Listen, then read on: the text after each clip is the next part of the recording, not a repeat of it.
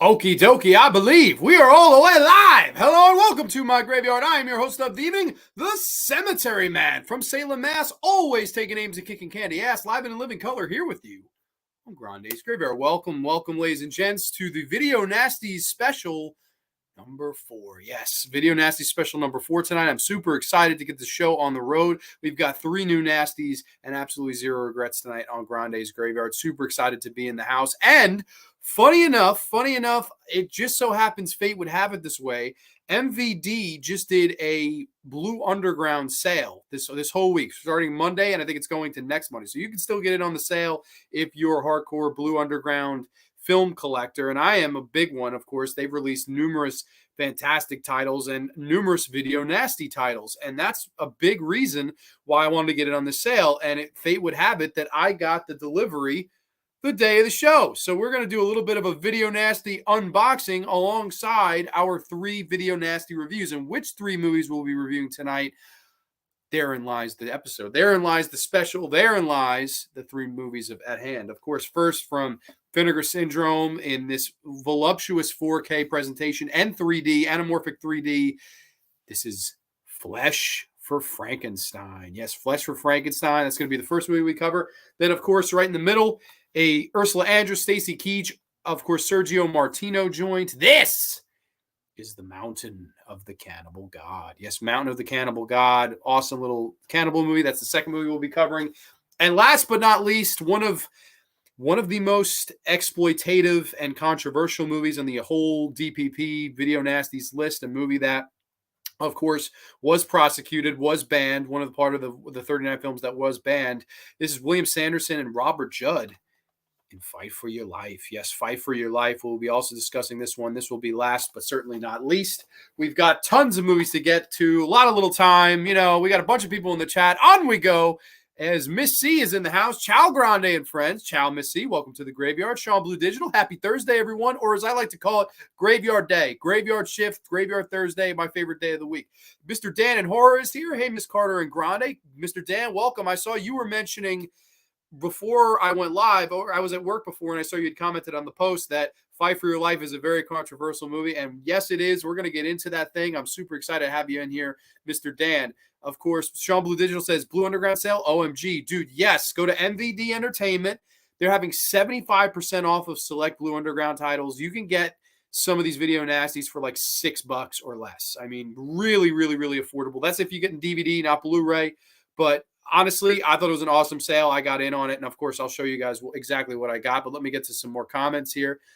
Let's see. We got, what's up, beautiful people? Mernzy's in the house. Mernzy Movie Mansion. Welcome, my friend. Hope all is well with you tonight. LO Mountain of the Cannibal God, the movie where a monkey gets shoved in the face of an anaconda, and it's totally uncool. LOL. Yes, there is some crazy, where is this movie? There is some crazy ass real animal cruelty in this movie. So this is definitely not for a light of heart. And of course, you know, we don't dive into Video Nasties, you know, lightheartedly. These are very extreme, hardcore movies, but I'm super excited to be discussing them tonight on the Graveyard. Ed is here. Ed, welcome, my friend. Good to see you in the chat tonight. Mateo is here. Ciao, Grande. Sergio Martino, very underrated director. The Case of the Scorpion Tail, All the Colors of the Dark, and of course, Torso, almost a masterpiece, in my humble opinion. Well, I love Sergio Martino. He, of course, came from the world of Giallo.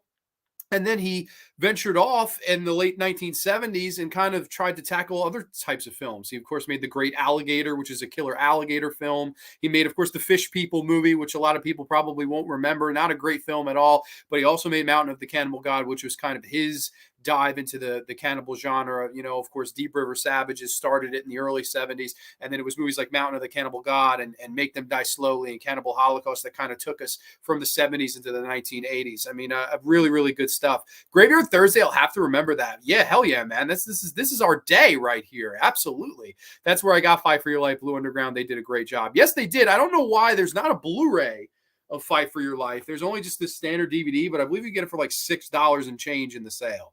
So if you're a, you know, of course, physical media collector like I am, you can't beat it. Hey, Mr. Dan, ciao, Mateo. LO, they tried their best to blur that out, but I can still see it, Mernzy. Okay.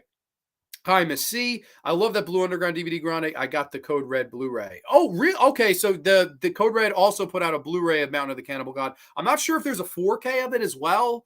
I believe, I don't know what that Blu-ray was going for, but I mean, Code Red does a great job as well. I love Code Red. I have the Code Red edition of The Forest, and I believe The Love Butcher was a Code Red title. I mean, I love Code Red. I love Screamers, the Fish People movie. Yeah, of course. So, people, I'm happy to have you in the chat here. Cheers to a wonderful Thursday night. I've got my awesome root beer Barks, and the bottom is up, ladies and gents. Cheers to y'all. All right. So before we get into the movies, I figured brief unboxing because we got some nasties in the mail. So what better time to unbox the video nasties than right here on Grande's Graveyard? I got not one but two on Blu-ray disc, ladies and gents. This first one, of course, from Italy. This is notorious for being known as the Italian locomotive version of The Last House on the Left. Even though the director claims he had never heard of The Last House on the Left, it's basically Last House on the Left on a train in Italy, shot a lot more competently. And it is, of course, the Night Train Murders. Yes, the Night Train Murders. I just got this in, of course, sealed, nice edition. I've never been a diehard fan of this movie. I always felt it was rather weak compared to Last House on the Left. It's a movie that kind of lacks balls, for lack of a better word. I always felt this movie lacked balls. I didn't think this movie had enough oomph to it, enough push to it. And I don't know. I'm definitely willing to give it a rewatch. I've only watched it the one time, but it also takes place on Christmas Eve, so it's kind of a Christmas horror movie in a way. Even though there's no snow, this is in the heart of Italy. Most of this movie takes place in the cart of a train, so there's really not much when it comes to outside visual aesthetic, but it is very competently directed. It looks very good, and I'm actually excited to give this thing another chance. I definitely will be giving this thing another chance, sometime in the near future, and I'm always happy to add another nasty to the collection. I've got over half of the nasties now. There's 72 video nasties. I own like 38 to 39 of them. So I'm getting there. That's a big bucket list thing for me. I want to own all the nasties one day. And this gives me one step closer, of course, to doing that. And definitely a movie that I want to rewatch down the road in the near future. Night Train Murders, of course, from Blue Underground. And then it wouldn't be a video nasties list without some Nazi exploitation. Yes, because we all know video nasties. They had slasher movies. They had cannibal movies. They had zombie movies. They had movies that told you don't. Whether it be don't go near the park, or don't go in the woods alone, or don't go in the house, or don't look in the basement. So many don't movies, of course, and cannibal films like the one we're going to cover here tonight. But Nazi exploitation is another big part of the list, and this is, of course, a very over-the-top Nazi exploitation movie, if you will. This is Love Camp 7. And if you watch the trailer, that is exactly how they say that love. It's not just Love Camp 7. It's Love Camp 7. You may never be the same. Like one of those fun, like early 1970s trailers and stuff like that. And this is one I actually have never seen, and one that I've been dying to add to the collection. And when I saw it for the right price on the MVD Blue Underground sale, I said, it's finally time to pull the trigger on this one, and I'm going to add another nasty to the collection. So Love Camp 7, of course. We have added this to the collection. We'll be watching this. Maybe we'll do a fun double feature of these two. Of course, little Night Train Murders, a little Last House on the Left on a train, and then a little Nazi exploitation, craziness of the 1970s, where these movies are just so brutal and over the top. I mean, you can't even imagine. This Blu-ray transfer is fairly new. I think this is from 2022, and it's already on sale. So I'm definitely super excited to give this one a look and dive into this one for the first time in the near future. So let's get back to the chat, and then we'll get into the movies of the evening. No 4K, maybe one day, eh, guys? I mean, it's possible. It's definitely a movie where, the cinematography would definitely benefit from a 4K scan. Mountain of the Cannibal God is a beautiful looking film. I'm sure the Blu-ray looks fantastic. This DVD I got back in the day for like $3. So it's one of those I just haven't upgraded. I don't know why there isn't a 3-disc limited edition of City of Living Dead, but I'm assuming Blue Underground lost the rights to their catalog. I believe they just released a 4K special edition of City of Living Dead, including the soundtrack, limited though to I think like 5,000 copies. I forget who got it. I know Corey King Gore got an extra copy, and him being the nice guy sent it back. I told him, I said, Corey, wait and sell it. No. I'm Corey. I'm a good guy. I'm a martyr. And he decided, fuck it. He sent it back to Mergy says it right here, Cauldron Films. I had forgotten which company. Yes, it was Cauldron Films. I didn't get in on that. I still have the Blue Underground DVD of City of the Living Dead 2. So don't worry, Sean Blue Digital. You're not alone, my friend. I'm the same boat. I want to see that movie. Late Night Trains is interesting, man. I know a lot of people that'll tell you it's better than Last House on the Left. IMDb says it's better than Last House on the Left. I don't know. Maybe because I'm have that kind of love and infinity for Last House on the Left that I've kind of always been like, Night Train Murders, whatever. But it's due for a rewatch. I've only seen it the one time, and I thought it was just kind of lacked some balls, but not the worst movie. Definitely very competently made. Night Train Murders is okay, and always lean towards Last on the Left instead. I'm in the same boat for sure. Although a lot of people would definitely say we're crazy. I've noticed how the original Friday the 13th is very similar to the Last House on the Left. I think mostly because it also involves a mother who wants to avenge her child's death. Also, the same producer, Sean S. Cunningham, produces Last House on the Left and then goes on to direct the Friday the 13th movie. And both of those movies were very well marketed. I mean, that guy, if he didn't know about filmmaking, I know a lot of people bash his filmmaking, but he knew how to market, man. That's one of the smartest businessmen that there ever was in the horror business, because he created the drive-in exploitation grindhouse movie in The Last House on the Left, and then 8 years down the road creates the most infamous horror franchise arguably of all time in Friday the 13th. So you can't discredit Sean S. Cunningham. I would like to assure everyone that trains in Italy are not like that, or are they? Oh shit, I don't know. I mean, I hope not, Matteo. He would know. He's an Italian guy. LO, never seen Love Camp 7, but I did see it on sale on Amazon before. Yeah, no, hey, for $15, I said, fuck it, I'm pulling the trigger, man. I saw this. I saw the sale like Monday when I was on my lunch, and I said, oh man, I got to get on this. Hi, Slasher Fred. Hi. LO, he said, hi, just messing with you. Good to see you here.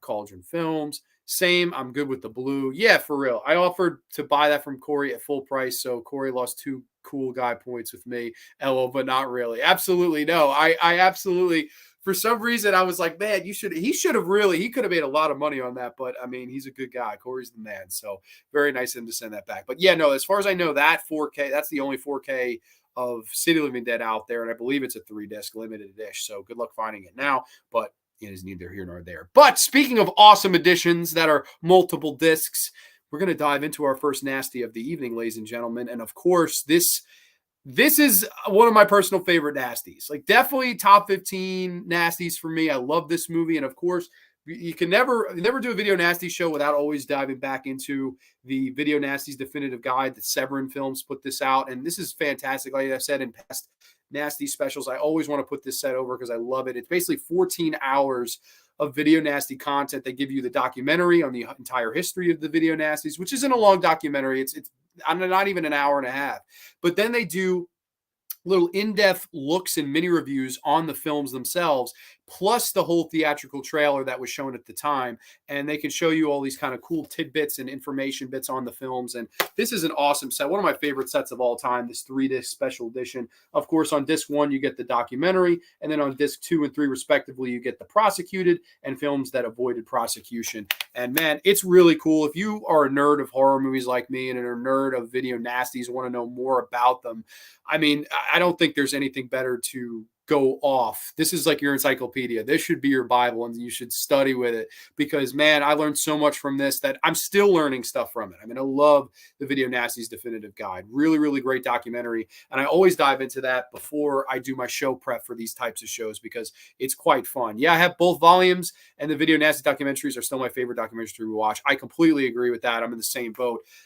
But first up on the Nasties block from the year 1973, a film by Paul Morrissey. This is Udo Kier in Flesh for Frankenstein. Yes, Flesh for Frankenstein, 1973. Got this awesome 4K multi-disc special edition of the movie. Of course, we can hold up here the 4K slipcover, and of course the 3D slipcover, which is really badass. And then, of course, we can show the cover of both of these, of course, Flesh for Frankenstein, 4K Ultra HD. Oh, watch the yits. We can't be showing yits. We can't be showing yits on Grande's Graveyard, ladies and gents. I'm sorry about that. But, of course, Flesh for Frankenstein in the 3D. And we got this awesome cover. And, of course, the old school classic red-blue glasses, which are, the coolest. I watched for show prep. I watched it with these on, these cool little Flesh for Frankenstein glasses here, just really cool. I'm a big fan of this movie, so I'm happy that Vinegar Syndrome would put this out and give it the special edition treatment that, in my opinion, it so rightfully deserved for all of these years. I mean, I'm a big fan of this movie, and I guess we can get into a brief plot synopsis and we can get our review underway. Baron Frankenstein, played by Udo Kier, dreams of restoring Serbia to glory. So he builds male and female monsters whose children will become the new master race. He soon goes to drastic measures in order to achieve his dream. But will he go too far? Yes, Flesh for Frankenstein. Wow.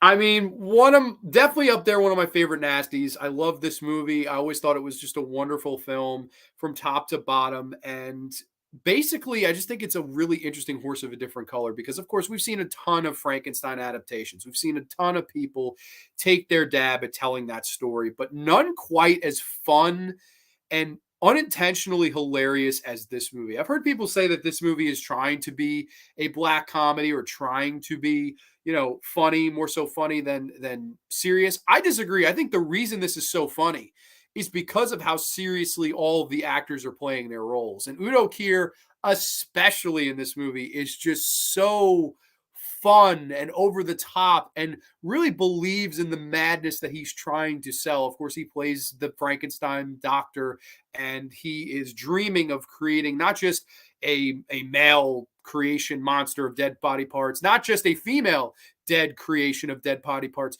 but he wants to create the two and then have them mate to create this ultimate monster race of children that will go on to, bring glory back to his town. And he dreams of this. He and his assistant Otto, who has this great eyebrow acting in this movie that you absolutely have to see to believe. I mean, it's eyebrow acting that puts The Rock to shame. I mean, it's eyebrow acting that is that good, of all his eyebrow raises of what's going on to the characters in this movie. I love the assistant Otto.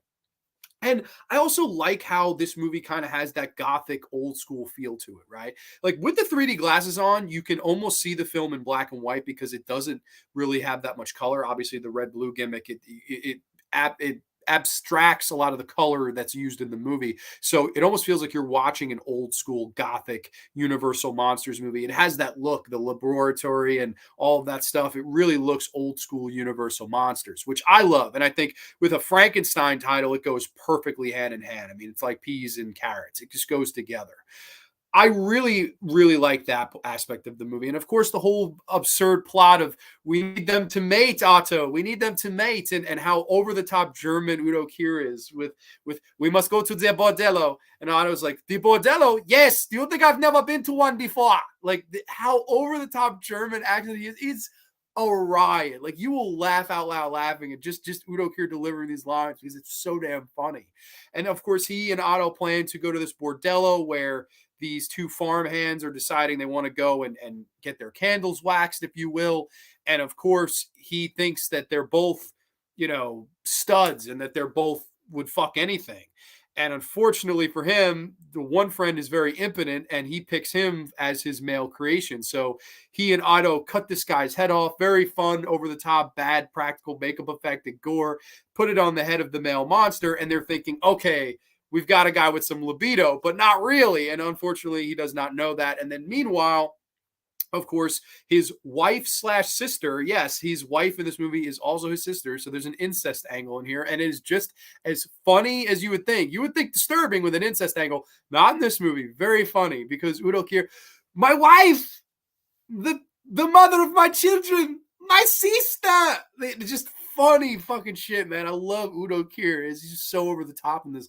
She's like this outright whore, just wants to have sex with everybody, and she's just an absolute pig. And then meanwhile, his kids are kind of running around the castle and running amok. And I don't know, man. I always thought this was just a very fun movie. And it was very cool to see it for the first time in 3D for show prep this week. I had never watched the film in 3D, of course. I had watched the 4K version, of course, which is on this, which we'll keep the slipcover on. No yets in this one. But of course, I mean, the movie looks fantastic in 4K and in 2D, but it's finally cool to see it in the 3D version that it was supposed to be seen. And of course, this was filmed in, I want to get this right, I believe it was called a 3D technique called space vision. And space vision is very different from the old red blue that we know here in America. This one required polarized glasses with one lens that slightly shifted and allowed the full colors of the film to kind of shine bright. And this is why the 3D effects of this movie are generally towards the center of the screen. Like, it's very rare that things are going to come out at you this side, these sides. All of the 3D stuff is kind of directed at you in the center of the screen. There'll be scenes where Udo Kier is getting organs out and kind of showing them to Otto and saying, look at the gallbladder and the liver. And for some reason, all these body parts turn Udo Kier on. Very fucking weird, but it's very fun as he shows the audience, literally shows it into your living room. Very fun to watch this in 3D. There's scenes where there are these wild bats in the castle and in the laboratory, and they're flying out of the television, almost like they're in the room with you. I thought the 3D really worked. I thought it was really cool. Of course, if you do get this, you could watch it in the red blue 3D like I did, which I know a lot of people hate and gives them a headache. And I'm definitely one of them, but I sort of like it just for the novelty of it. It's a once in a blue moon thing. You can also, if you have a Blu-ray 3D TV and a Blu-ray 3D player, you can watch it on the actual good 3D, I guess. But who the fuck has either one of those things? Maybe the Blu-ray player, Blu-ray 3D player. I definitely know people who have those, but I don't know anyone with a Blu-ray 3D TV. So, I mean, that is neither here nor there, but just something I figure I mentioned in passing. Again, though, this is just a fun time as Udo Kier is very turned on by seeing all these organs. And there will be scenes where he gets on the mount, of course, which is just like this, this little scene here where the woman is on the mount and he gets on and lays down with her and is just feeling her gallbladder and fucking gets off. And Otto's looking at him like, raising the people's eyebrow, like, what the fuck? Like, what is going on? And of course, he has the infamous line in this movie. To me, the line that steals this entire movie is when Udo Kier turns to Otto and says, "To no death, Otto, you have to fuck life in the gallbladder." Just one of my favorite quotes in any horror movie, and arguably the best quote in any video nasty. I mean, I just love the delivery of that line. Like, "To no death, Otto, you have to fuck life in the gallbladder." Just only Udo Kier can make that work, man. He is the absolute best thing in this movie, and I really love his performance. I just think he's wonderful. And like I said, I do think Paul Morrissey does a good job. And of course, this one is also infamous for being, of course, presented by Andy Warhol. Now, Andy Warhol had nothing to do with the making of this movie. He just kind of acted as presenter because he and Paul Morrissey are friends. And of course, Paul Morrissey, used his name to sell the film. Makes sense. Of course, he also would do that with Blood for Dracula. Andy Warhol would put his name on these two movies to try to garner, selling this thing, trying to garner traction for the film. Oh, my infamous friend puts his name on it, maybe it'll sell more copies. When you hear Andy Warhol's Frankenstein, that sounds interesting. It automatically kind of hooks you in. And that's kind of a tactic they used to try to sell this film. And even though he really didn't have anything to do creatively. Now, interesting fact here, Antonio Margheriti. Yes, we got to say it again. Antonio Margheriti. To all my Inglourious Bastards fans out there who know what I'm referencing, of course, or Gorlami. Margheriti is the Eli Roth character when they're trying to get in at the end. And of course, Antonio Margheriti, who also directed a video nasty with Cannibal Apocalypse starring the late, great John Saxon. He was the second unit director on this film. And in Italy, they decided to use his name as the primary director and or co-director. And I know a lot of people will probably be like, what the hell? Why? They did this basically to try to garner past certain bylaws, I guess. And they got in huge trouble for this because, of course, it came out that Antonio Margheriti was not the director of this movie. He just directed second unit. And even Udo Kier spoke against that. He said, why the hell are you saying that Antonio Margheriti was the director of this when it was really Paul Morrissey? And he got upset about it. And apparently Luigi Cozzi and Antonio Margheriti, they got in trouble for it. And they had to pay a crazy fine because this, of course, was one of the films that was prosecuted. In turn, they got fucking prosecuted. So very, very poor fucking decision to put Antonio Margheriti's name as the director, even though we love Antonio. It's just one of those things that it was a very bad decision by whoever made that call. I guess it was Luigi Cosi who made the decision, who was one of the producers. I don't know why they decided to do that, because it ended up costing them in the end, and it was a really silly decision overall. But we got some people in the chat. Let me go back to the chat. I think we were here. Those docs are like drugs for horror fans. Those docs maybe want to hunt down all the nasties. Exactly. I'm in the same boat, because I have almost 40 of them now, and now my brain is like, you got to just finish it. Like, you got to get all of them, because I'm over halfway there. So part of me really wants it. The issue is some of them still to this day aren't on DVD or aren't having nice special editions. Now, I know Severin is doing a very, very important job here. Like, they're releasing stuff like I Miss You, Hugs and Kisses, and Delirium, and shit that you would never think get a Blu-ray special edition, but they've been releasing that stuff. So I do think it will happen one day. I mean, there's certain nasties which I wish would get a better release. Unhinged is one that there's only a DVD of it. Forest of Fear definitely is one that I think deserves a Blu-ray of some kind of note. It's not a great movie by any means, but I definitely think in a world where we live, where the Star Crystal is on Blu-ray, I mean, why the fuck not Forest of Fear? I definitely like Boogeyman 2. I don't think there's a fucking DVD release of Boogeyman 2, Revenge of the Boogeyman, which is probably the worst video nasty out there. And if Cannibal Terror can get a Blu-ray, I would think maybe one day Revenge of the Boogeyman will too, but we'll see. What is set, eh?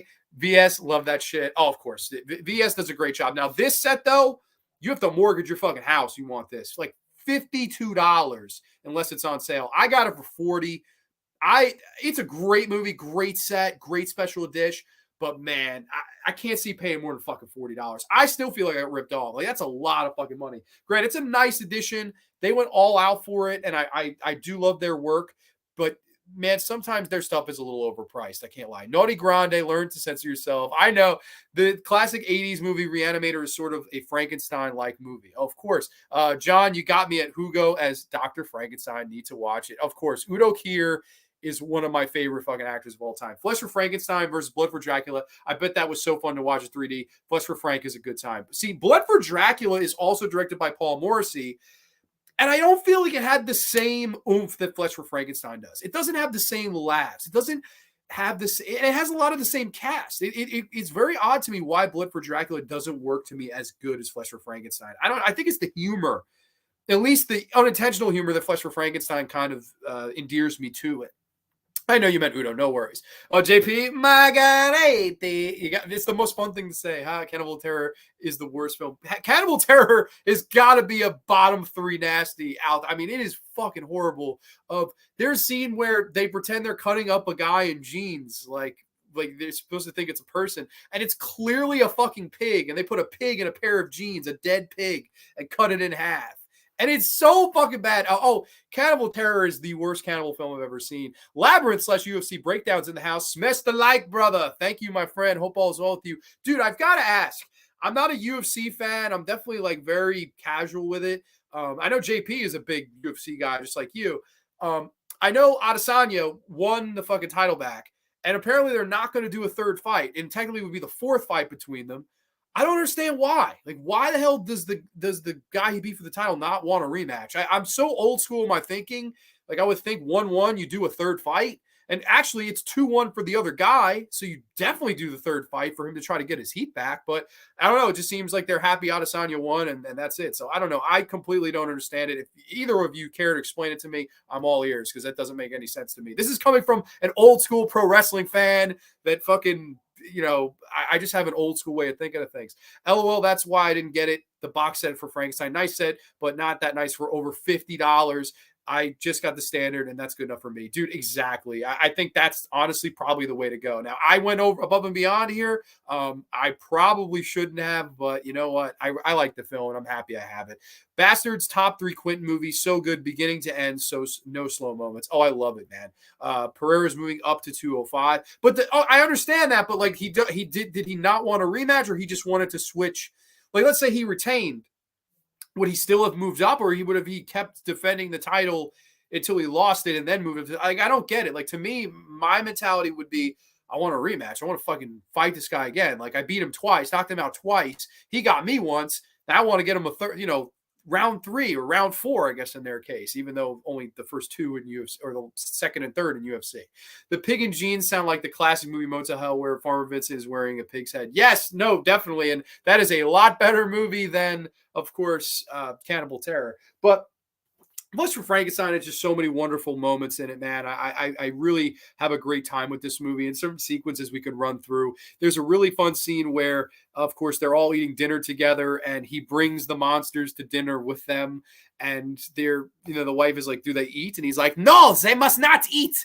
And just very funny, just over the top kind of dialogue over at this table. I just thought it was a very fun, entertaining dinner sequence, man. Just very uncomfortable. Similar, like a horror movie version of the birdcage dinner sequence. Just very uncomfortable, and nobody's on the same page, and it's a whole fucking thing. I mean, I loved the dinner sequence in this. And then you get to the finale, which, man, I had a blast with. So spoiler alert for people who have not seen Flesh for Frankenstein. You get to the finale where he decides that he wants them to start mating. And of course, the male does have no libido. He's impotent. And he's like, "Oh, shit, like, what am I going to do? You're impotent, whatever." He has this whole experiment and dream that blows up in his face. And then all hell gets broken loose. And the monsters start, losing their guts, and they're falling out all over the floor because Otto gets too carried away. And then the male creature tries to kill Udo Kier. He gets his hand slammed on this fucking cage door, and his whole hand gets taken off and squirting over the top blood towards the camera and screen, especially if you're watching the 3D version. Udo sells it. He gets the javelin pull through the stomach and out through the gallbladder, which is like front and center in the screen of him. Drops onto a knee and cuts a promo as he's dying. He's like, it was my dream to live this dream. And with my wife, with the mother of my children, with my sister. Like, he's just fucking great in it, man. As he's dying, he cuts a promo with his gallbladder sticking out. And in the 3D version, it's sticking out of the screen. I mean, I just laugh my ass off every time. Just so fucking funny. I love this movie. I think it's the greatest sense of humor. And then the very dark kind of ending where all these people are lying dead on the floor and the children walk in, and you get the implication maybe they're going to take off where Baron left off. And I love that the final shot of this movie is one of my favorite final shots of any movie. It just looks like almost like a painting. As all these dead bodies on the floor, Udo Kier down to a knee like this, like very like almost like a stage play, looking up like all theatrical, eyes open, and the kids kind of using this crank to have the last remaining survivor, right? And it looks like they're going to maybe make him the next monster race person, whatever the fuck. I love it. I think Flesh for Frankenstein's a great, great movie. And then I think Paul Morrissey was awesome. I think he did a great job directing this. Whether or not, they used his name or Antonio Margheriti, that was probably the big mistake. They lost some money doing that. But this is a movie that I'm happy that has garnered a little bit of a cold audience. I definitely think there's some people that mention this movie now, and I'm happy that it did make the Nasties list, because in a lot of ways, this is a movie that could have been lost in the shuffle. And that's a big reason why I love the Video Nasties as a whole. These obscure titles, they get more recognition because they're on the infamous fabled DPP list. While there are horrible movies on there, like your Cannibal Terrors, your Revenge of the Boogeymans, your Devil Hunters, I Love You Just Franco, Don't Hate Me. I mean, sometimes you can find some hidden gems like this, like Flesh for Frankenstein. I highly recommend this. To me, it's a 9 out of 10. Love this movie. Very fun from beginning to end. Great direction. Great look of the film. If you're watching the 4K version, great colors, great gothic feel and tone. Of course, if you're watching the 3D, I even think at home it works, and I usually don't like the red-blue. I thought it worked. I thought it was a fun time. Great humor. Great kind of twist on the whole Frankenstein story, and to me, an overall great horror movie. So highly recommend Flesh for Frankenstein if you want to pick it up or watch it anywhere. I doubt this is streaming anywhere. I mean, that would be my guess, but highly recommend this movie if you have not seen it already. I mean, it's a damn good movie, man. Let's see. Vinegar Syndrome standard releases went from 23 to 27 now. Okay, I can see dropping 23 to 27 for this. I think it's a nice, on most sites, VS went from 23 to 27. Gotcha. I love the score in Flesh for Frankenstein, and it makes you feel for all of these idiots. Yeah, no, the score is great. I'm glad you mentioned that. I didn't mention the score. It's your very, classical music score.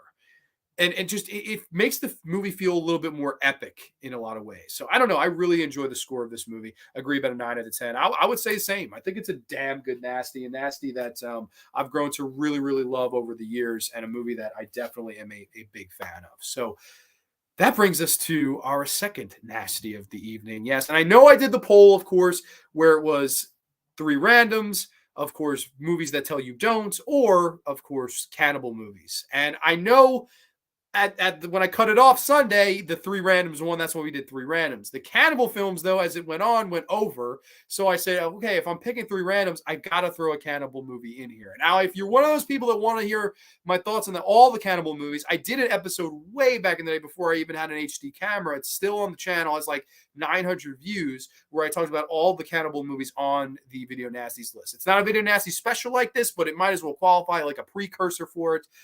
If you're interested, I have that video up, of course, and I wouldn't be, against doing a all cannibal show down the road. We could totally do that again, but tonight we focus on this particular cannibal movie, which goes by a few different titles. Of course, there's Slave of the Cannibal God. There is, of course, Prisoner of the Cannibal God. But then there's a title I know it by. Of course, this is Sergio Martino's Mountain of the Cannibal God. Yes, Mountain of the Cannibal God. Brief plot synopsis coming at you. Susan Stevenson, played by the voluptuous Ursula Andress, baby. I like to take my polka dot, spin around in its white circle, baby, and hit it with the bionic elbow all night long. Cody is trying to find her missing anthropologist husband, Henry, in the jungles of New Guinea. She and her brother Arthur enlist the services of Professor Edward Foster, played by the legendary Stacy Keach, who thinks her husband may have headed for the mountain of Ra-Ra-Mi, which is located just off the coast of the island of Roca, which also translates to the mountain dun, dun, dun, of the Cannibal God. Yes, Mountain of the Cannibal God. Very interesting flick here, of course, comes out the year 1978, a huge year in horror history, of course. We all remember Dawn of the Dead. We all remember Halloween. We all remember Damien the Omen 2. We all remember Devil Dog, the Hound of Hell, which probably nobody fucking remembers but my dumb ass. But that is neither here nor there. Right here is the Mountain of the Cannibal God, starring the voluptuous Ursula Andress, legendary Dr. No Bond girl, amongst other things. The Sensuous Nurse comes to mind. Love the Sensuous Nurse. Any Italian film fans that love a little Euro sleaze, watch the Sensuous Nurse. You'll thank me fucking later. I believe it's out on Mondo Macabre, I think. If memory serves, maybe somebody can prove me right or wrong there. Mountain of the Cannibal God, though, is a very interesting cannibal film in my 2 cents. And the reason for that is this. When you look at the Video Nasties list, especially with cannibal films, you have cannibal movies that range from all different types of places. You have Cannibal Holocaust, which is easily the most infamous, and it is the most brutal, the most realistic, the most raw, gritty, the one with the biggest and most important point to say, and it has the most visceral kind of impacts and it makes its mark. You can't unsee Cannibal Holocaust once you've seen it. I think it's the greatest cannibal movie of all time. One of my in my top 10 favorite horror movies of all time. I love that movie. Just love it. You have Cannibal Ferox, aka Make Them Die Slowly, which you can almost taste the blood and you can feel the kind of cartoonish violence in it with Giovanni Lombardi Radici, who was also in City of the Living Dead and House on the Edge of the Park, another Video Nasty, of course, alongside David Hess. May he rest in peace. I mean, you can almost taste the gore in that movie, with whether it be a girl being hung with by her yits with the hooks, or not Margheriti, with too much of the Italian names. Of course, Giovanni Roberto Radici getting scalped or castrated or anything like that. I mean, that movie is just very cartoonish in its violence, so over the top, but so damn enjoyable at the same time. Cannibal Terror, a really bad one. Cannibal Apocalypse, really fun. Different pace. Take place in the city. Throw John Saxon in there. Make it feel almost like an infected person's movie. But then you have this movie, which is a different kind of horse of different color when it comes to these type of movies. Even so, more so than a Deep River Savages, which is definitely more of a drama cannibal movie. This one's more of an action adventure jungle movie. I would look at this as a jungle adventure movie first, cannibal movie second, and it kind of marriages the two together. And like we were saying before, Sergio Martino had come from the world of giallo filmmaking, whether it be of course, the Strange Vice of Mrs. Ward, I believe that was him. All the Colors of the Dark, of course, Torso, one of the most infamous giallo films ever made. I mean, who doesn't love Torso? One of my faves. And Matteo was saying how it's close to a masterpiece for him, and I don't think it's too far from being a masterpiece for me either in that retrospect. But Mountain of the Cannibal God was an interesting title for him to tackle at the time because it was something so different for him to do. And I think what Sergio saw was that the genre was changing and he wanted to be different as a filmmaker as well. He didn't want to just keep making Jolly over and over and over again. He wanted to try different things. And of course, a guy like Lucio Fulci was another guy that did that. Lucio Fulci, yes, did he do House by the Cemetery, City of the Living Dead, The Beyond, also a couple nasties in there? Of course, he did those movies. Did he do Zombie, another nasty? Sure, he did that. Devil's Honey, sure, but he also did some other really interesting movies. He did the adventure. I can't think of the fucking name of the movie, but it's with a wolf, and it's like a wolf adventure movie in the snow. Very different change of pace for Lucio Fulci. Of course, he did movies like The Psychic, which is far more like a giallo than some of his later work that was more over the top with its gore. But Martino really fucking reinvented himself here with making this movie, and like I said, how it doesn't have exactly the reputation of a Ferox or the reputation of a Holocaust or the reputation of a Deep River Savages, aka Man from Deep River. This has just a little bit of all of those movies thrown into one. Is it as brutal? No, but there's some brutal stuff in it. There's some animal cruelty in it. Sure, that's in here. Is it as heartfelt? Not really, but there are some interesting characters and interesting things going on between them. So I don't know. I like to think this is a movie that takes a little bit from all of those other cannibal movies and kind of applies them, even though this was a precursor to a Ferox and Holocaust. So interesting in that vein. But I don't know. I always kind of really like this movie. But it tells the story of Ursula Andress's character. She's looking for her husband that's gone missing, of course, in the mountain of Ra-Ra-Mi, which translates to the mountain of the Cannibal God. She goes there with her brother and Stacy Keach, of course, and they are out to try to find him.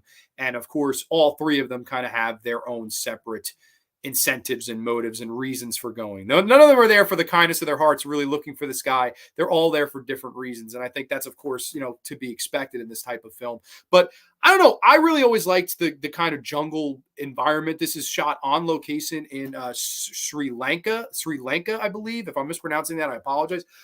This was all shot on location in Sri Lanka. It looks beautiful. Some of the forest sequences. You get some real stock footage, of course, of animals killing each other. Like somebody mentioned, there was a scene where the fucking snake kills this like muskrat thing. Fucking horrifying. There's a scene where, of course, an alligator attacks one of the people on the raft that they're in and it bites his arm off. Really crazy sequence. Some of the cannibals in this film like to wear masks and run around and throw harpoons at you. It's interesting. It definitely has that nice, you feel like you've been dropped in the fucking jungle. That's what I really appreciate about the cannibal movies of this time. And what I think a lot of cannibal movies that came after it forgot was that you kind of have to shoot these movies on location to get that feel. Like, man, like I'm in the jungle. Like when fucking Guns N' Roses, you in the jungle, baby. You're gonna die. I mean, crazy how they just kind of drop you to the fucking jungle. And Ursula Andress is the lead. Can she act? She's all right as an actress, but man, she's eye candy. One of the best bodies you've ever seen on a woman. And just right here, I mean, her fucking waist. Her waist must have been this fucking big. She had the tiniest waist I've ever seen on a woman. Like fucking yits, ass, the tightest waist I've ever seen. And you do see Ursula Andress butt naked in this movie. So, I mean, that's definitely, I know AJ Zetro somewhere going, I've got to watch Mountain of the Cannibal God. I mean, just for Ursula Andress alone, it's definitely worth the watch. But I like this movie. I always liked this movie. I thought it was just a solid, fun little jungle adventure. And of course, we learn that Ursula Andress and her brother are there for uranium, which can make them very wealthy. There's also another character that gets introduced towards the middle of this movie, played by Claudio Casanelli. May he rest in peace. Died a very, very early on death, which is damn shame. May he rest in peace.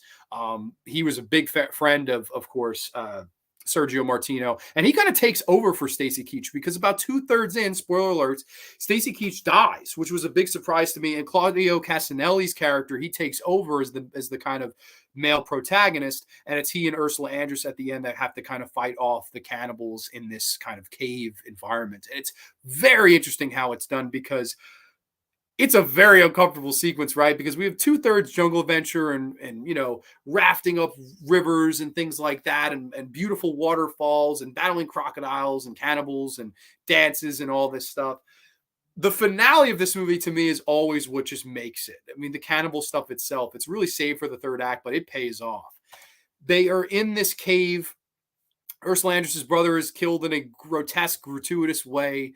they tie her up and believe that she is, of course, the cannibal goddess because she is the wife of the cannibal god, who's her husband, and his kind of, he had this thing on him that was beeping. And so they feel like even after they killed him, he's still alive because this machine is beeping. So they believe him to be the cannibal god, thus she the cannibal goddess. And they pour all of this kind of honey all over her while she's naked. Very fun and visually appeasing to watch. I enjoyed it for the most part. They think she's the cannibal goddess, and then of course start to feed her own brother. Eat it. Okay, if you won't kill me, I'll eat it. I'm the goddess, whatever. Very entertaining to watch. And of course, you get a wild, batshit crazy finale that you won't even believe me if you haven't seen this. So big spoilers coming up here. You're in the cave with the cannibals.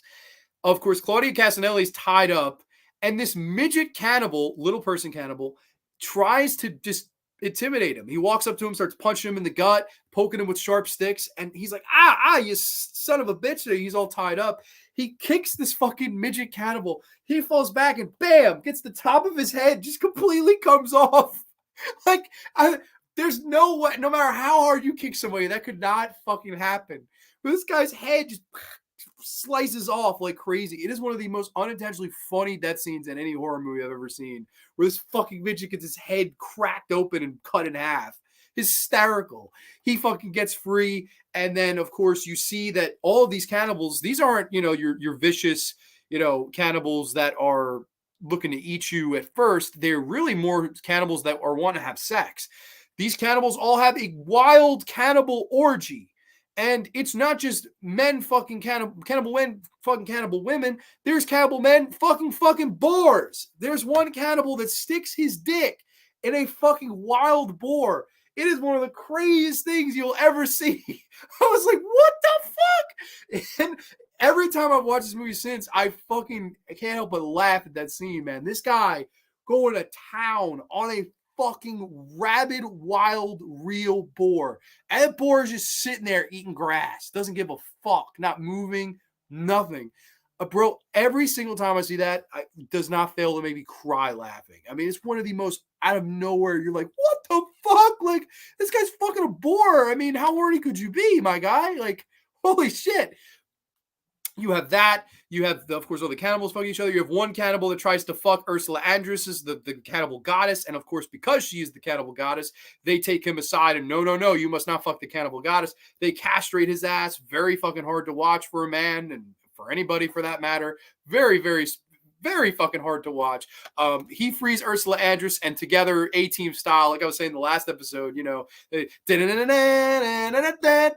was the Dawn of the Dead, but she and Claudio Casanelli kind of clean house of the cannibals, get out of there, and get to safety. I don't know. Always to me a very fun movie. To me, like a very different, fun change of pace when it comes to cannibal movies of the Nasties list. Like I said, all of these movies kind of had their way of being defined, right? Like I said, Cannibal Ferox for its violence and stuff like that, that over-the-top violence, Holocaust for its shocking nature, Deep River Savages for its love story and dramatic elements, Cannibal Terror for how fucking terrible it is. And then this one has a little bit of everything, and with the adventure aspect of it, and the actually known actors. Like, I wouldn't say Stacy Keach or Ursula Andress are A-listers, but they're more known than anybody in Cannibal Holocaust. They're more known than anybody in Ferox. They're more known than so many of these fucking actors. So it's cool to see more known actors in a lesser known type of genre, a lesser discussed genre.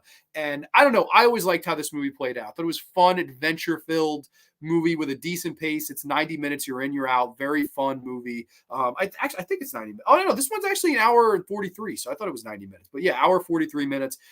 Doesn't feel like it's a very entertaining watch to me from start to finish, in a movie that I don't know, I always really, really liked. So that's just my humble opinion on this one, but let's see what the chat has to say.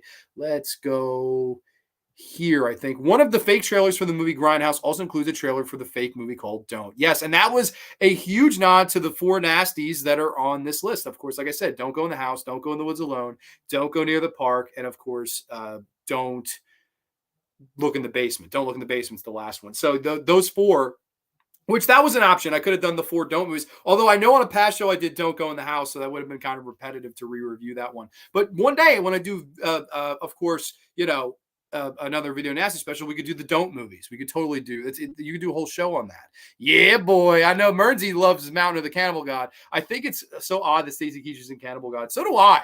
It's very odd. You ever tasted human flesh? Love it. Stacy Keach, gotta love him. He was known for playing the main title protagonist in the series, Mike MK Hammer. I almost positive that Martino was going for full shock value with Cannibal the God. He's tried to deny while smiling, which doesn't help his cause. Well, part of me wants to think that these Italian motherfuckers just sat together in a room in somewhere in the mid 1970s and just decided like who's gonna make the most crazy cannibal movie.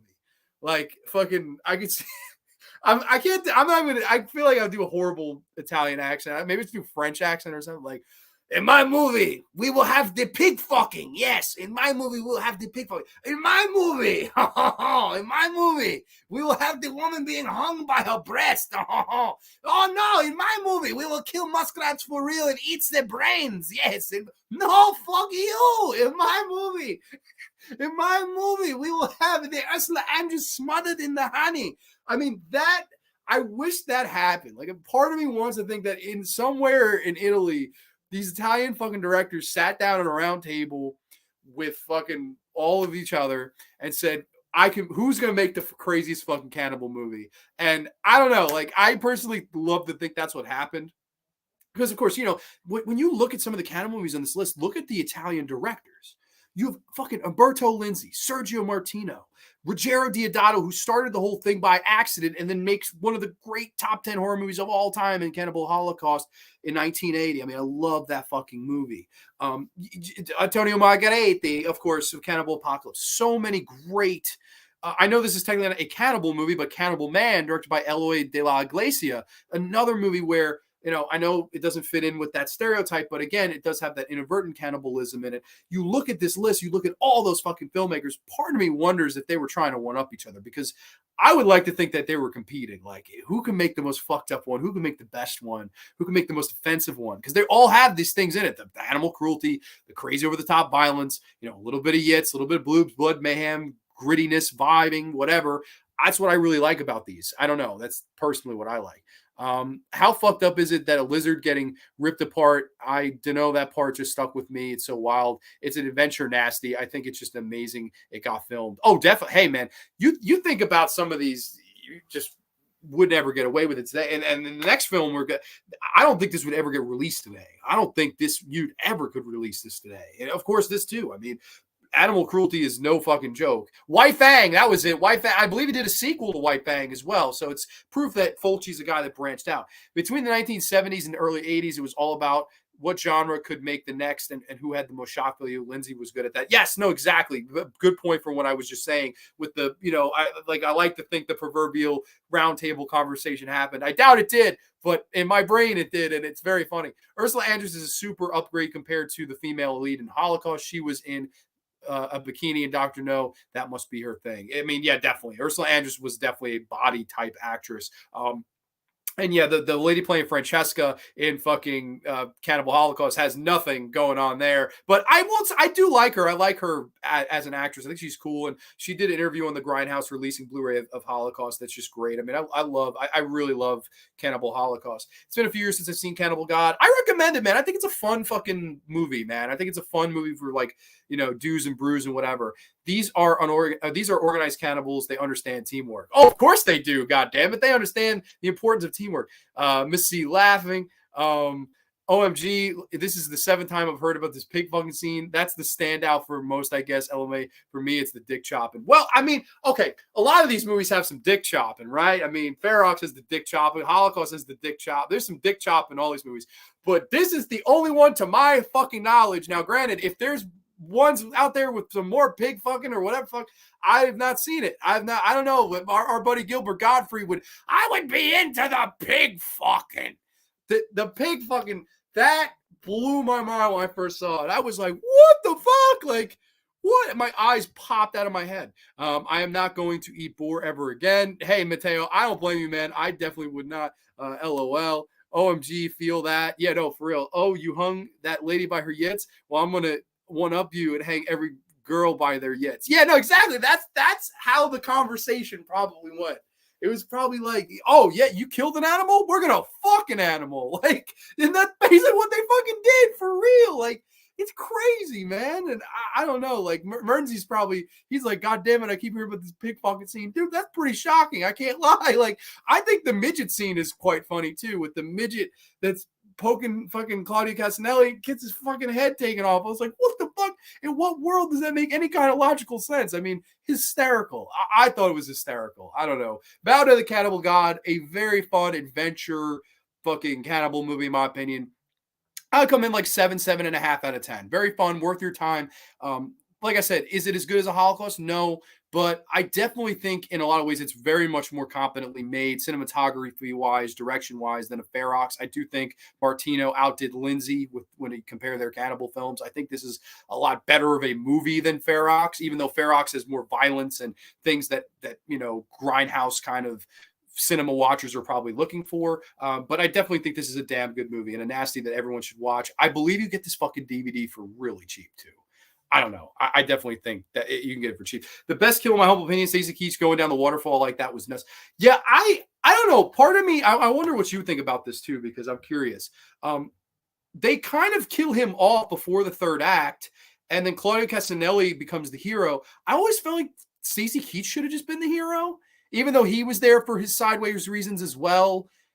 I don't know. I felt like I was always sad to see Stacey Keach go because he was obviously a dick to Ursula Andress' brother, and he could have saved him. He lets him go. He falls down of course, the tide, the rafts, if you will, and crashes down, fucking dies. I mean, it's a shocking scene. I definitely, or when I first watched it, I was like, holy shit, they fucking just killed Stacey Keach. Like, I thought he was going to survive somehow, just be like really incapacitated for most of the rest of the film. And that's why, maybe at the end he'd have his big heroic moment and, Hulk Hogan out of it and shit. Like, I don't know. That's at least what I thought, but that is a good fucking kill for sure. Mountain of the Cannibal God is good for a one-time watch for the ones who don't like these kind of movies. Yeah, no, I'd agree with that.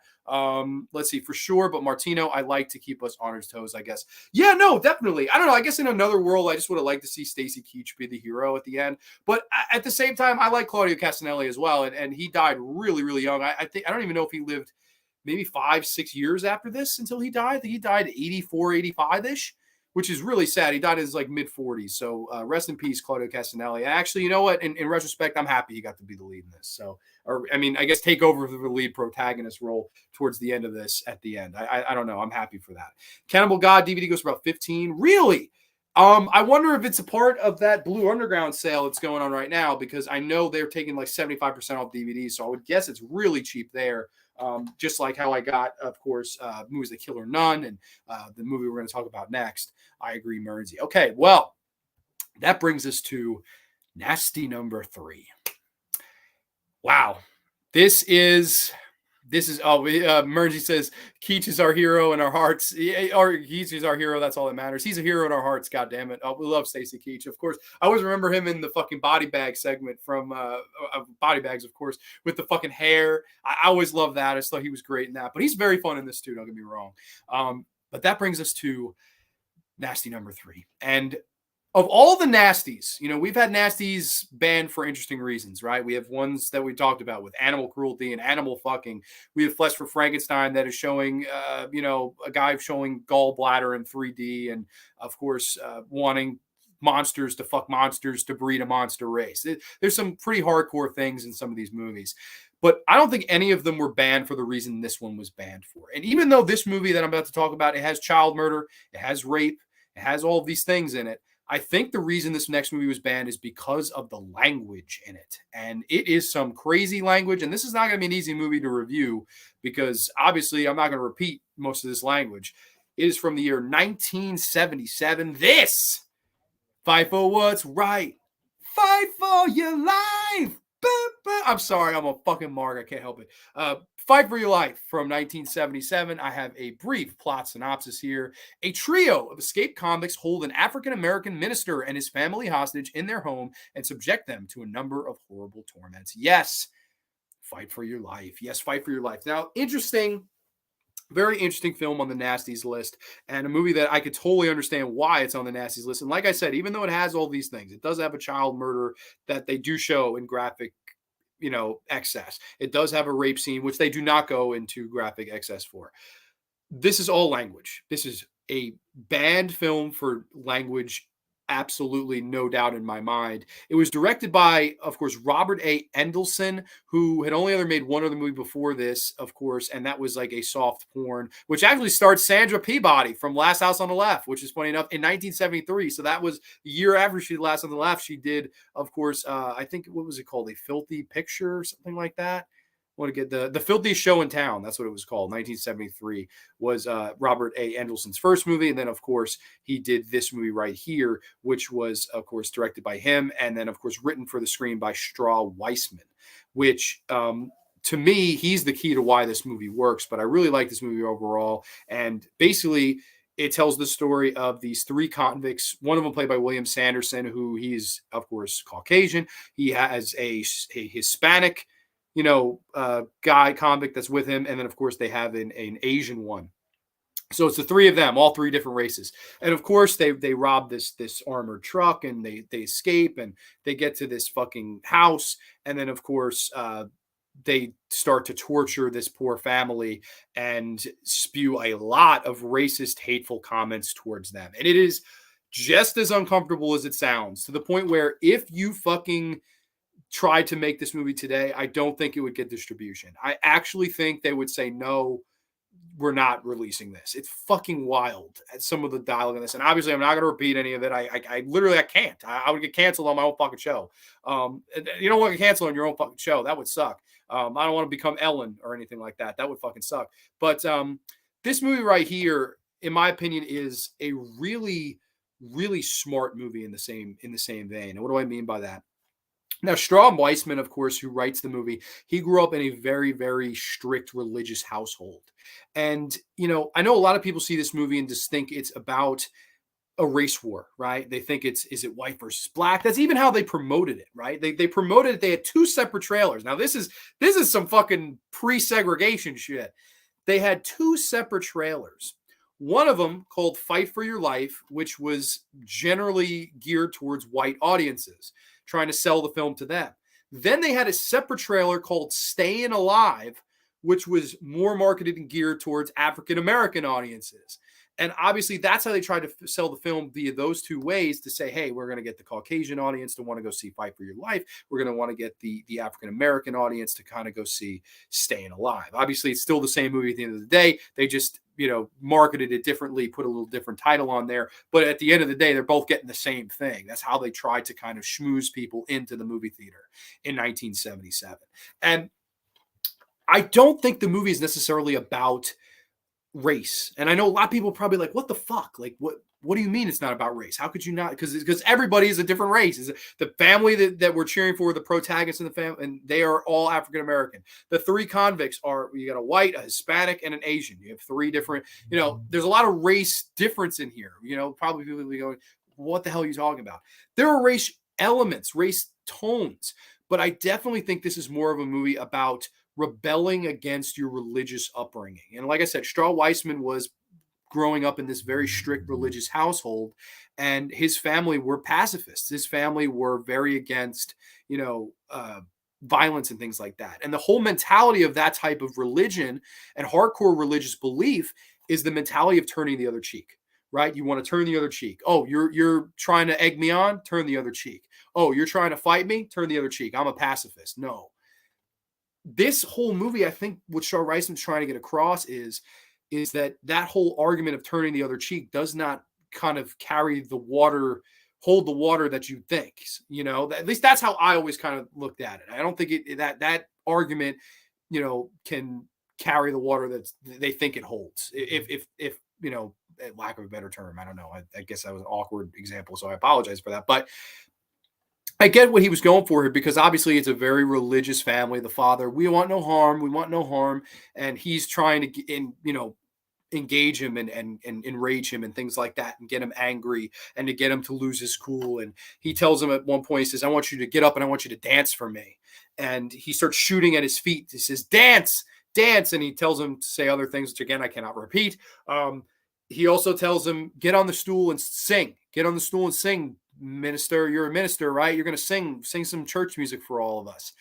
And he gets up there, he humiliates him, and he starts singing glory, glory, hallelujah, Glory, glory, hallelujah. And of course, all of his family starts singing it with him because they believe in what their father has taught them. They believe in the gospel and all these good things on paper. And of course, they are all shit and pissed upon by these convicts, especially William Sanderson's character, who is just evil personified in this movie. And it's very uncomfortable to watch. I mean, he does a great job, in this movie. As crazy as it is, as offensive as a role as it is, man, I mean, he does a great job. Of course, he would go on to be in movies like Blade Runner, I believe. He's a very good actor. But there's some very interesting horror sequences in this that I wanted to run through. There's basically a son character who he has this best friend who's a white kid. Again, that's why I say, like, you could tell there's race tones here, but it's not a film about race. I think it's a film more about good versus evil and right versus wrong. And does this religious upbringing, does that carry the fucking water? Does it hold that water, that whole turn the cheek argument? Does it hold that? No. At least I don't think so, right? Because if someone breaks into your house and humiliates you in front of your family and rapes your daughter before your eyes, you can't just turn the cheek to that. I don't care what God you pray to. I don't care where you come from, what your upbringing is. You can't turn your cheek to that. And that's really, I think, the horrors that explicit themselves from the minister and from the rest of his family. Of course, you have the wife, the daughter, the son, young son, and then the grandmother in the wheelchair.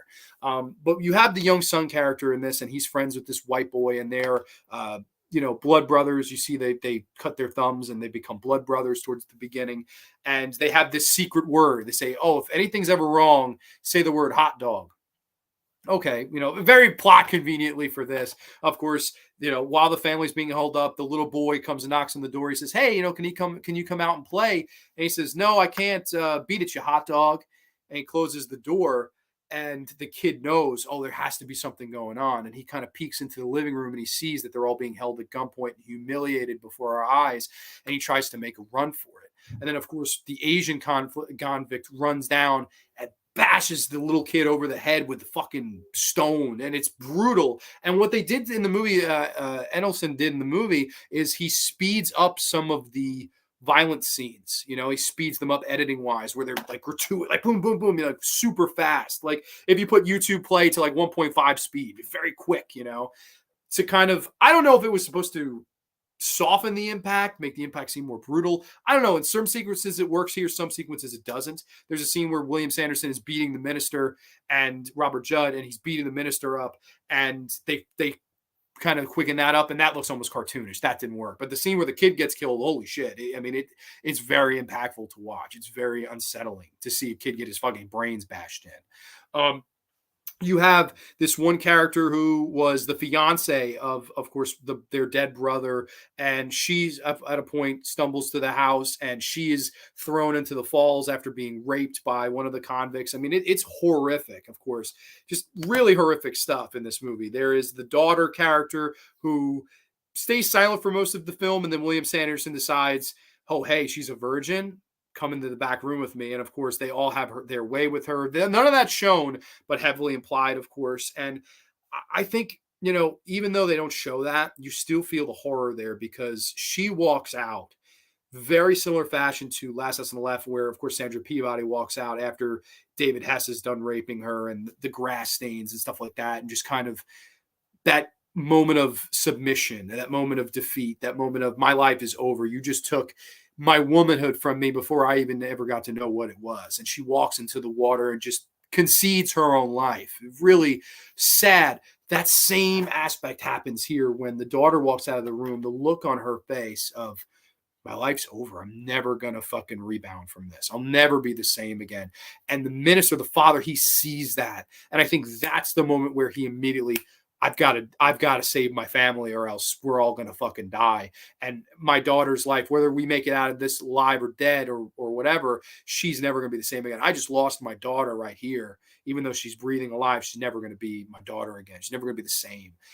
That carries so much weight to it. That and again, like I said, you don't see the scene, don't see the rape going on, but it's so implied, and you see the aftermath of what it did to her psychology, what it did to her emotionally. And it's heartbreaking. It really is. I think it's really fucking disturbing sequence, to be honest, and you don't even see that much. Of course, You do have the cops. They kind of find out about this. They surround the house. And before they can get in, of course, the family turns it on the convicts and all hell breaks loose. And there's a great line to me that kind of breaks up a little bit of the horrific, unsettling moments of this and grief moments. The grandmother in the wheelchair gets the gun and she points at William Sanderson and she goes, "Don't you move or I'll blow your motherfucking balls off." It's epic, man. Like every time I watch it, I cheer. I'm like, yeah, you fucking tell him, Granny. Like this fucking lady in a wheelchair with fucking Glock 9, man. Fucking don't you fucking move or I'll blow your motherfucking balls off. Great stuff. I mean, great stuff. And then the daughter starts taunting him. She goes, "He don't even have any balls. I just saw him and they're not much. There's not much to cut off here." And like she's trying to taunt him back and they start taunting him, and you do get a little bit of an attempt at a human side for William Sanderson's character, where he says, "You guys are all the same. My mother ran off with one of you." He implies that his mother ran off and abandoned him as a child to go be with a black man. And that's why he has always resented African-American people. It's granted, it's kind of just thrown in there. I wish they actually expanded more on that. I wish that would have been toward the middle of the film and you kind of build towards it to kind of have that. But again, they're kind of going for an unsympathetic, evil fucking, the evilest of motherfuckers, right? No pun intended, the ultimate, like, on a scale of white, gray, and black, the ultimate black level villain, just no remorse, no empathy, sympathy, anything going to be given to this villain. He's just a fucking evil motherfucker from his core. We could see that here. But I like that. I do think the finale is a little bit rushed. I will say I wish the finale was a little bit longer. This movie runs just about 82 minutes, and that's with credits. So it's about 79, 80 minutes. Very short film.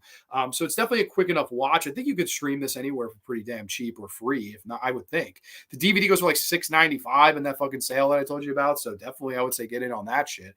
But I don't know. I always thought this movie was really interesting, video nasty. Like I said, like it has all these horrible things in it, but it's really the language I think that gets people. And like I said, I can't really come on here and repeat some of the shit that's said in it because it really speaks for itself. Once you've seen the movie, you know what I'm talking about. You know how fucking horrible some of the shit said is here. But again, I appreciate that this is the difference between like old school and new school, right? I think a new school movie that took this concept, it would ruin it. I think it would make it political. I think it would make it solely about race, and there's no ethics there.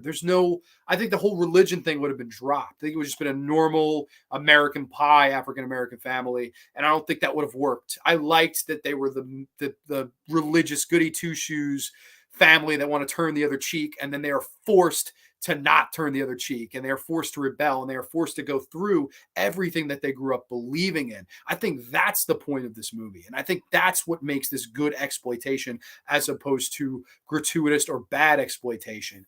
Bad exploitation would take this and to just kind of let the wheels run till they fall off on this, right? Like they would take it and fucking offensive.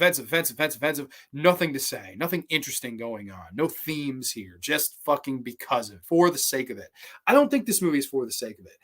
I know there are probably people that will think that, but I do think that, the whole kind of argument brought up by the writer is very good. And I think it's very well acted overall. I like all the actors, especially like the son in the movie. I thought he did a great job. I'd love to get his name here. I think maybe it's Floyd. Yeah, Floyd. Reggie Rock Bitherwood is plays the son. I thought he did a great job in this. I mean, he's cheering for him, and once they turn the tables, it's like the ultimate, like, yes, like let's go, like you guys are getting your fucking comeuppance now, to the point where they're holding up the cops. It's still real dangerous in here, and they have the fucking upper hand, so they want to get a little bit of their revenge in. I like that. I thought that was quite funny, but I don't know, man. To me, Fight for Your Life, a very interesting video nasty, like I said, banned for different reasons, but a good slice of exploitation cinema. Not a movie really about race, in my opinion, more a movie about good versus evil, right versus wrong, and to me, a very good example of good exploitation cinema. This is a damn good movie. I really like it. I wish the director had gone on to do more. I think Robert Endelson, I think he could have gone on to do other things. He had done only a soft porn in this. I definitely think it would have been nice to see him get an attempt at a slasher movie in the early 1980s, because who the hell wasn't trying to make slasher movies in 1981, right? I don't know. I think this is a good movie, though. I'm happy to own it. I definitely really like this. I hope someday they come up with a better edition of this, like a Blu-ray special edition. Get some interviews with people. I definitely would like that. This is a very bare bones. You have audio commentary with the writer Straw Weissman and director of photography Lloyd Friedis. Theatrical trailer, TV spots, poster still got. I mean, not much. Like I would love to hear from the kid Reggie. I would love to hear, from some of the actors. I know the father passed away. I believe Robert Judd is the father. He's passed away since, which is sad. He died shortly after this movie was made. William Sanderson, I'm not sure if he's still alive or not, but I think he does a really, really good job in this movie. So I definitely would like to hear from him. Yeah, he is still with us. So yeah, no, definitely would like to hear from him if they ever did a special edition of this. So Fight for Your Life for me, I'm gonna come in with like an 8 out of 10. I think it's a damn good slice of exploitation pie and a damn good nasty at that. Fight for Your Life, very good one. Let me get to. I think we were here. Got mine for $10 like 5 years ago. Okay, fair enough. That's a good price for this. Oh boy, sounds like this last one will be a hated no for me. Hated no, I don't know, or hell no, maybe you meant. It definitely got to the point where they just looked at the VHS artwork and would decide to pass it around. Apparently, they got tired of actually watching and checking the movies. That's right. So the big reason a lot of this started was the Driller Killer. Because the Driller Killer VHS has the fucking guy getting the drill put into his head and all the gore and shit like that. It's crazy. That cover alone was a big reason. And there are movies on the Nasties list where you're like, why? Like, why is this a nasty? Like, they're like, granted, these three, I agree. I believe Frankenstein and Fight for Your Life, these two were prosecuted. This one, surprisingly, was not. This was not prosecuted. This one got away with it. Of course, the one with real animal killing and real animal fucking, at boar fucking, this one got away with it. So, weirdly enough, I don't know. But, I mean, Cannibal Holocaust definitely belongs on the list. Last on the Left definitely belongs on the list. Does fucking Tobe Hooper's Eaten Alive belong on the list? No. Does Inferno belong on the list? No. Tenebrae? No. Fucking, there's just so many movies that, like, Evil Speak, Butcher Baker, Nightmare Maker, Possession. Why are those nasties? I mean, I love them. I love almost all those movies I just mentioned, but I don't understand really why they're on the. I really do believe it was just like Sean is saying, they would just pick either cover wise or maybe they put a movie in for 5 minutes. Like Cannibal Man, the first 5 minutes has like a slaughterhouse footage. And I partially think they just put that in and went, oh, slaughterhouse footage, nasty. This is what I think. Even the three criminals all call each other racist names constantly. Yes, I think people miss that. Like, okay, if this was a movie nowadays, this is what they would have done. I know how the fucking world works. All three of them would have been white. The kid's best friend would definitely not have been white. And the fucking cop at the end, the sheriff, whatever, would have been fucking racist. And then whatever, like it would have been all black and white, like no ethics, no anything interesting to say, just bad, good. That's it. Like and play that game. I like that this movie, it's like there's good and bad of everything. I think that's what it's trying to say. There's a good, the little kid, white kid, whatever, he's good. It's fucking evil William Sanderson, he's bad. Two people of the same race, one's good, one's bad. I like when you actually put diversity in there, and then of course you have a Hispanic, Asian, whatever the fuck. I thought it was really smartly done personally. I think nowadays, like if it was made today, they would just do all one. And I don't know if it would, I really don't think it would work. And I definitely don't think they'd have that religious theme in there. I don't. And I think that's the whole point. With Straw Weissman, I totally think that's what he's going for. LOL movie is so out of hand, Dan, but I love the rarity of it. Oh, no, absolutely. I've never seen or heard of this till you mention it. Totally going to grab a copy. Absolutely. I hope you do. It's nuts. The only other film that makes me queasy like this one as far as racism is Poor Little Eddie. Language not as bad as this. I know, like, racist-wise, Corey reviewed a movie called, I think it was called Goodbye, Uncle Tom, which, holy shit, holy shit, that's a fucked up movie too, which I believe is also on the sale, fairly enough. I hope we get back legit release for Night of the Juggler with James Brolin. It's a grindhouse style movie, but I have heard multiple times that the source material was incomplete and lost. That's a shame. Night of the Juggler is awesome, by the way. I hope we get a legit release for Night of the. Okay, so I just read that one. They should have called this movie "Fight for Your Surrealism." Definitely, sure. I got to check it out. Those Blue Underground DVDs, just get it done. Oh, of course, man. I have So many Blue Underground DVDs: Zombie, Hitchhike, City of the Living Dead, Killer Nun, Fight for Your Life. I love Blue Underground DVDs. They're the best, man. I fucking love them. Their 4Ks, Blu-rays, all that. Like I have the Stenhole Syndrome on Blu-ray from them. Amazing, just amazing. I have the House by the Cemetery 4K. Amazing. The Blue Underground DVD for Fight for Your Life is the only way to go since it's uncut. Yes, and it's also, to my knowledge, it's not ever been released on Blu-ray. At least in the States, it has not ever been released on Blu-ray. But I hope it does. I think it kind of, I would like to see features on it. I got to say, first time I saw this, I was pretty shocked to see the amount of racism, but I'm pretty desensitized by stuff like that now. And it really doesn't faze me to hear racism, especially if it's a Grindhouse era. Yeah, no, for real. I was talking with AJ about this. Man, imagine if you showed this movie today, like the amount of people that would fucking freak out. There wouldn't have to be a Video Nasties list. This movie would be canceled. The writer would be canceled. They would cancel this movie. Like there's no way you can make this movie today. No way. And I think, that you the Grindhouse era, you're right. I think that's why I harken back so much to Video Nasties. It's a different era. It was an era that none of this is going on now. None of it. They don't make cannibal movies anymore. They don't make fucking hardcore exploitation movies like Last House on the Left or Fight for Your Life or I Spit on Your Grave or The Driller Killer or fucking, Late Night Trains. I mean, they don't make movies like this anymore. So it's nice to kind of jump in the time machine and travel back to a world where we were such less politically correct people and we could really take these gloves off and explain and explore all of these kind of different avenues and go down all these different paths. And man, it could be offensive to some people today, but that's the society we live in. I know what you mean. You're desensitized by it. I guess most of us diehards are, but I will say this. It still is the start. Like, no matter how many times I've seen this movie, it is disturbing. No matter how many times you see it, it is really fucking uncomfortable. And it's a really effective film. For me, the gratuitous language, it's a reason for passing, especially of racial slurs. Oh, that's pretty much a lot of this movie is racial slurs, man. So I could totally see passing. Hard no. Okay. I thought you said hated no. I was like, okay, that's totally understandable. Yeah, totally understandable for anybody that wouldn't be into this. And like I said before, like I could totally see where somebody would say no way, but I think it's definitely a good movie. I'm able to look beyond stuff like that because I'm always so damn curious to see what's coming next.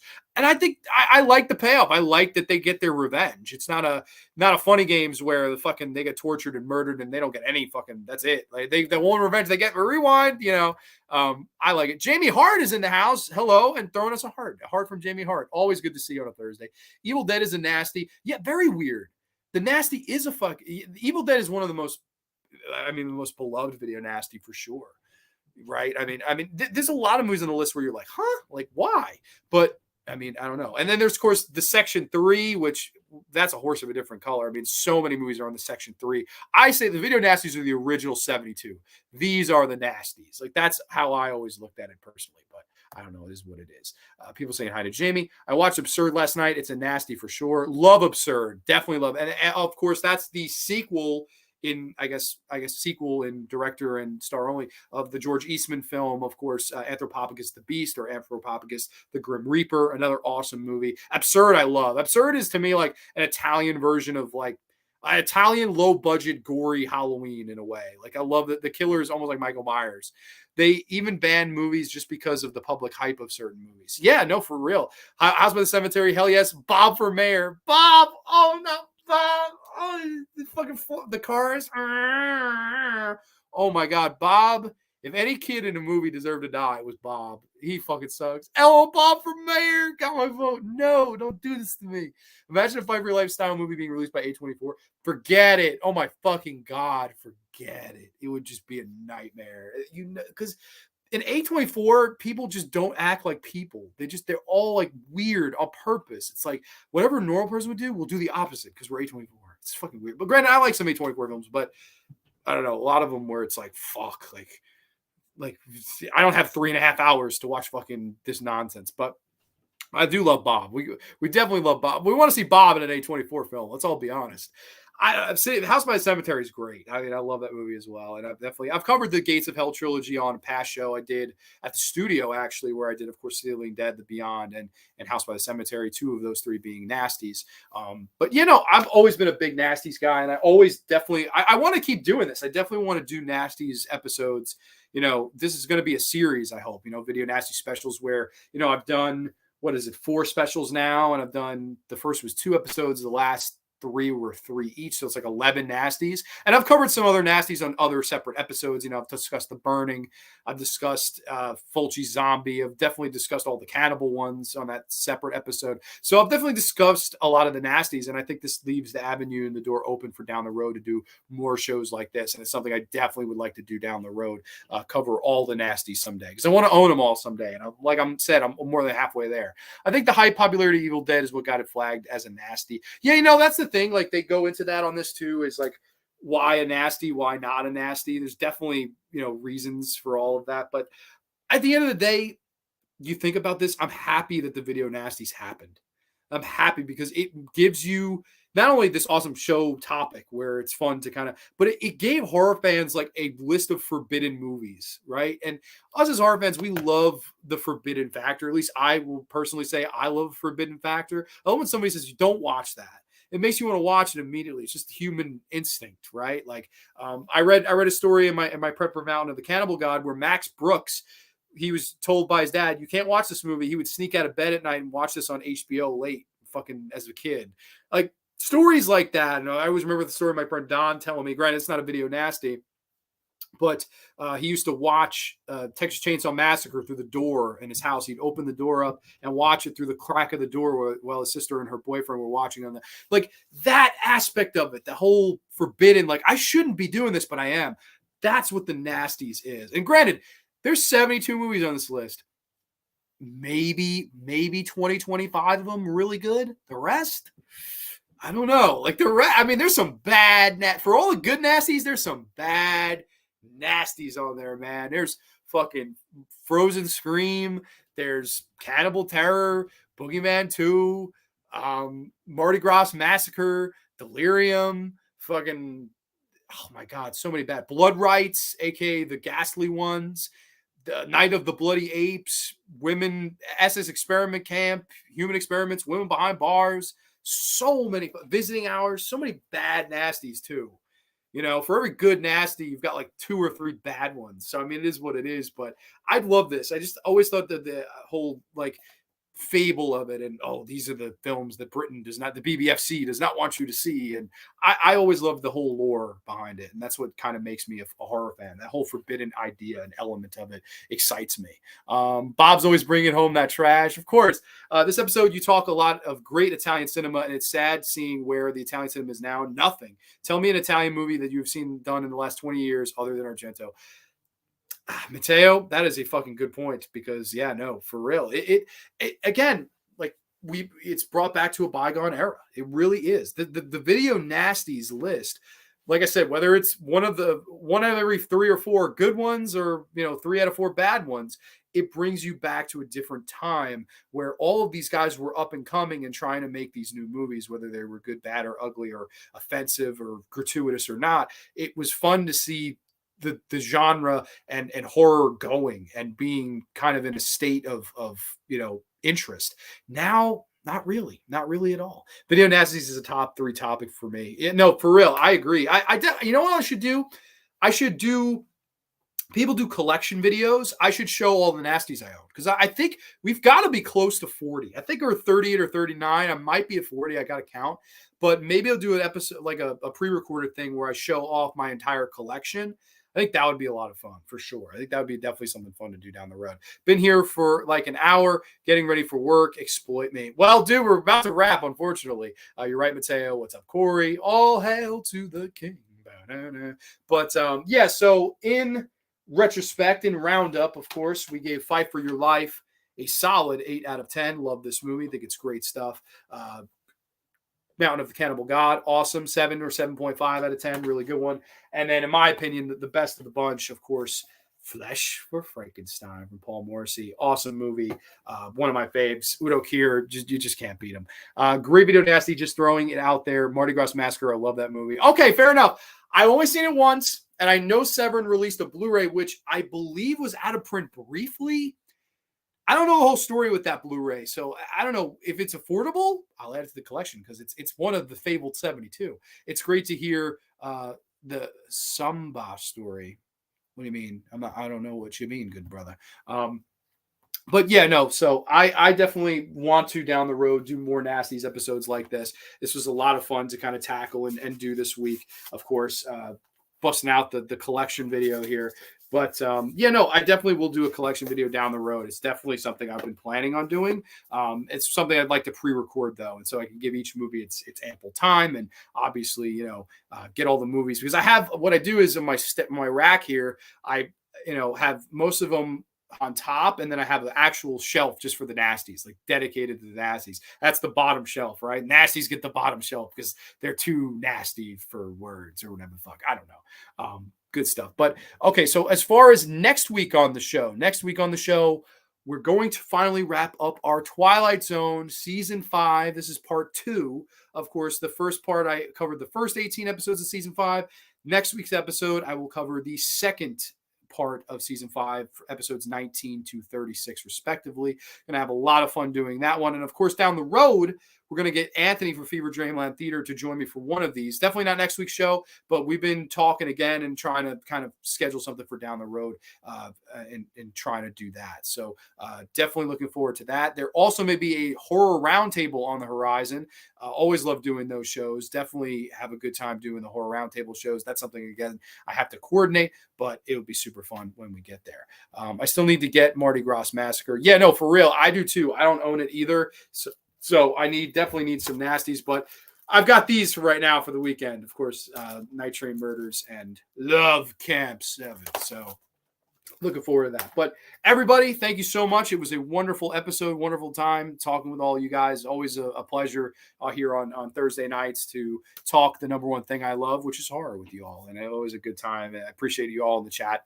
Very fun show as always. And absolutely, I hope everybody has a safe, happy, healthy, fun weekend.